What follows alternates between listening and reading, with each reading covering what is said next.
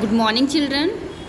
We are studying the chapter 7, The Habitat, and today's topic is demerit or xeric animals. Xeric animals are those animals which survive in the extreme hot and dry climate of the desert. So, animals which can survive in the extreme hot and dry climate of deserts are known as xeric animals. For example, lizard, snakes, insects, camels etcetera. इन सारे animal को ज़ेरिक animal बोलते हैं क्योंकि ये desert के बिल्कुल hot और ड्राई क्लाइमेट के अंदर सर्वाइव कर सकते हैं। That's why they process the following adaptations for survival in such harsh climatic condition. तो इनके अंदर कुछ स्पेशल फीचर्स होते हैं, अडेप्टेशंस होते हैं जिससे कि इतनी ऐसे क्लाइमेटिक कंडीशन के अंदर ये सर्वाइव कर सकते हैं। First, lizards and snakes have thick skin to prevent loss of water from their bodies. Lizard और स्नेक की स्किन थिक होती है जिससे कि उनकी बॉडी से वाटर का लॉस कम हो और इनको हेल्प करती है, वाटर लॉस होने के लिए प्रिवेंट करती है। Many desert animals like snakes and insect pass hot days dry remaining underground during the day. They come out only at night. दिन के टाइम में बहुत गर्मी होती है, सन हीट काफ़ी लगती है, तो स्नेक और इंसेक्ट, कुछ एनिमल्स ऐसे हैं लाइक स्नेक एंड इंसेक्ट, वो अपना पूरा दिन किसी जैसे ज़मीन के अंदर, जैसे स्नेक जो है बरूज में रहते हैं ना, होल बना के रहते हैं, तो उसमें रहते हैं। इंसेक्ट भी ऐसे ही अंडरग्राउंड रहते हैं दिन के टाइम में, लेकिन जब रात हो जाती है, ठंडी हो जाती है, तो ये अपने बिल से या फिर अपने जो जहाँ पे रहते हैं अंडरग्राउंड, वहाँ से बाहर निकल आते हैं। See the photo of desert snake. It is xeric animal. Now camel, also known as the sheep of the desert, have several adaptations that help it to survive in a desert.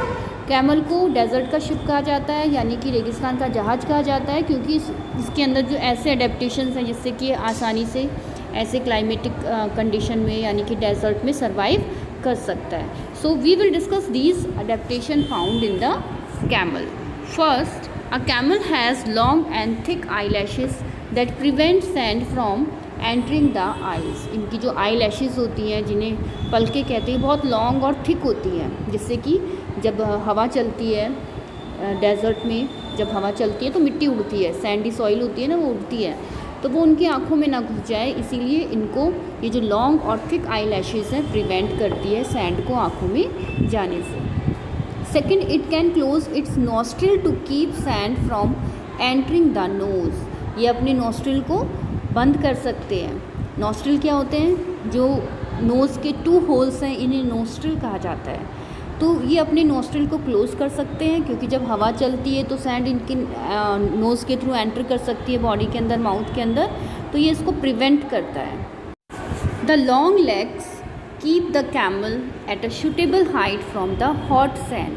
क्योंकि Sandy soil होती है desert के अंदर, वो काफ़ी गर्म होती है, तो इनके जो कैमल के लेग्स हैं वो काफ़ी लंबे होते हैं। इट मीन्स ज़मीन से, ग्राउंड से इनकी हाइट तक, एक प्रॉपर हाइट तक लेंथ होती है, जिससे कि गर्माहट जो है इनकी बॉडी से दूर रहे, तो इसको प्रोटेक्शन मिलता है from the hot sand. Next, it has thick padded feet that enable it to walk on sand. इनके पैडेड फीट होते हैं, गद्दीदार होते हैं, काफ़ी मोटे होते हैं, जिससे कि आसानी से ये सैंड के ऊपर, सैंडी सॉइल में अच्छे से वॉक कर सकें। A camel can drink enormous amount of water at a time as much as 120 litres that can last for a long time. Camel बहुत ज़्यादा अमाउंट पानी का एक साथ पी लेता है, लगभग 120 लीटर्स एक टाइम में पी लेता है, और काफ़ी टाइम तक फिर वो बिना पानी पिए रह सकता है। The hump of the camel is actually store fats that are gradually used up during long journey.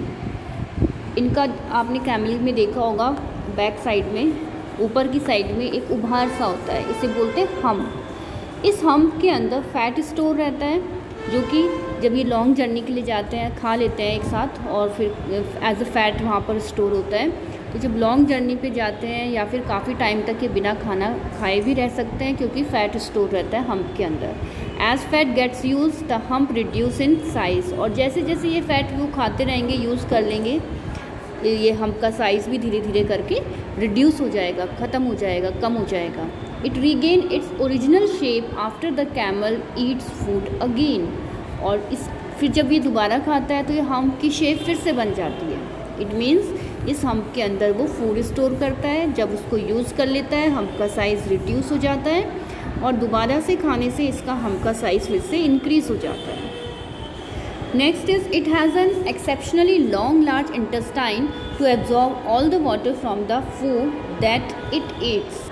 Camel की लॉन्ग लार्ज इंटेस्टाइन होती है जिससे कि जो फूड जाता है अनडाइजेस्टेड फूड, उसमें से जो पानी प्रेजेंट है वो और ज़्यादा, पूरा जितना भी खाना खाया है जो अनडाइजेस्टेड हो गया है अब बॉडी से बाहर निकालना है, उससे पहले लार्ज इंटेस्टाइन उसमें जो भी पानी प्रेजेंट है उसको सारा का सारा एब्जॉर्ब कर लेता है। Next it has thick skin to keep the heat away. इनकी स्किन भी थिक होती है, काफ़ी थिक लेयर होती है जिससे कि हीट को ये दूर रख सकें। इट मीन्स ज़्यादा हीट को एब्जॉर्ब ना करें। Next to conserve water and camel does not sweat and passes out highly concentrated urine in minimum quantity।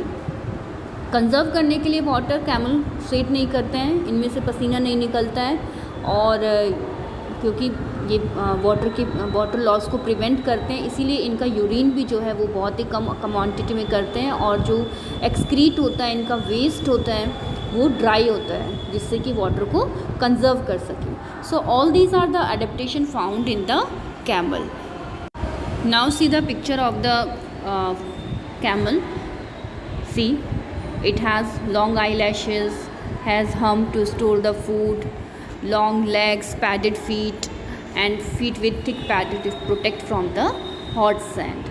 Its skin is thick, okay, and they excrete dry and less concentrated the urine. So all these are the adaptation found in the camel. Now animals in extremely cold climate.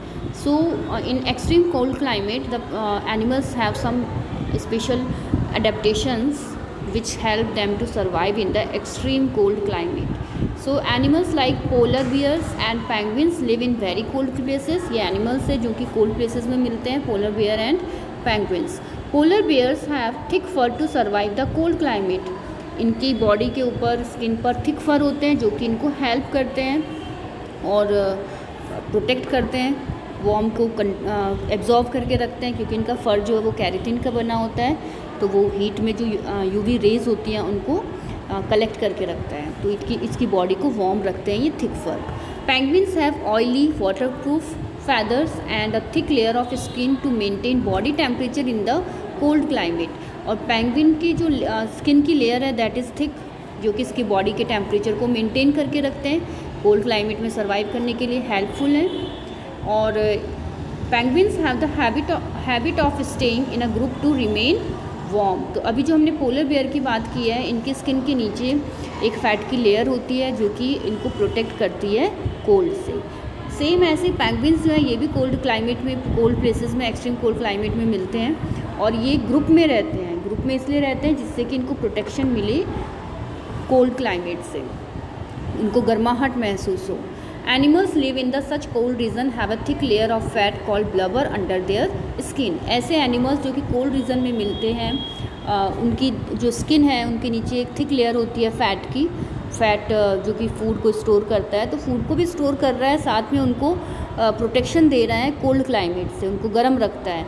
तो ये जो fat की layer है इसे कहा जाता है blubber, which act as an insulator की तरह वर्क करती है, इनकी बॉडी के टेम्परेचर को बाहर कोल्ड क्लाइमेट में नहीं जाने देती है और इनकी बॉडी को वार्म रखती है। Does not allow the body heat to escape, इनकी बॉडी की हीट को बाहर जाने से रोकती है और इनको प्रोटेक्शन करती है from the extreme cold climate। So these are the adaptation found in the animals which found in the cold climate like polar bear and penguin. Now see the photo of the polar bear and penguin. They have the color white color which help them merge to surrounding and help them from the predators। इनका जो colour है white colour का होता है जिससे कि अपने surrounding, क्योंकि कोल्ड क्लाइमेट में स्नो होती है तो वो वहाँ से सराउंडिंग से मर्ज हो जाते हैं और इनको प्रीडेटर से बचने के लिए हेल्प मिलती है। Now children, we will do the long question number 4 and 5. Question number 4 is, how is the camel adapted to its extremely hot habitat of desert? So answer is, a camel has long legs which help to keep the upper part of the body away from the heat of the sand on the ground.